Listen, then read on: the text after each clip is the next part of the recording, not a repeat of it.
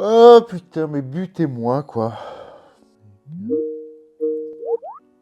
Ouais, Thibaut, ça va? T'as survécu? Ah non, mais je savais que j'allais y laisser un bout de mon âme, mais là, on a atteint un nouveau palier, hein.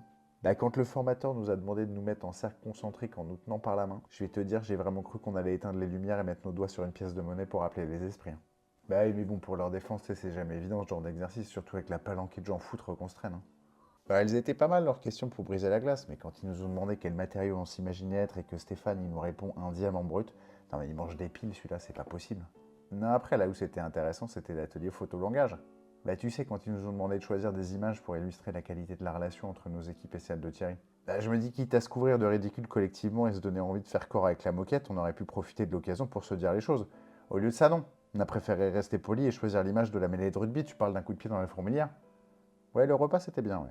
Mais on aurait dû s'arrêter là d'ailleurs, hein. Bah, quand on est revenu dans la salle et qu'ils avaient préparé le whiteboard, les marqueurs, les étiquettes avec nos noms et les gommettes, là, j'ai bien cru que j'allais commettre l'irréparable, hein. Mais on passera rapidement sur l'atelier bienveillance où là, clairement, je suis allé puiser dans des ressources dont j'ignorais l'existence. Non, là où j'ai failli vraiment leur envoyer le whiteboard dans la gueule, c'est au moment du carré magique. Tu sais, quand ils ont sorti les cordes et qu'on a compris que c'était pas pour ligoter Stéphane. Ah, là, j'étais déçu, ouais. Mais au final, il y a un truc que je comprends pas. Pourquoi on a réuni 24 personnes autour d'une table alors que le problème c'est qu'Antoine et Thierry peuvent pas s'encadrer? Au final, je sais pas pour toi, mais j'ai vraiment eu l'impression d'être invité à résoudre un conflit de voisinage entre le troisième et quatrième étage alors que j'habite même pas l'immeuble.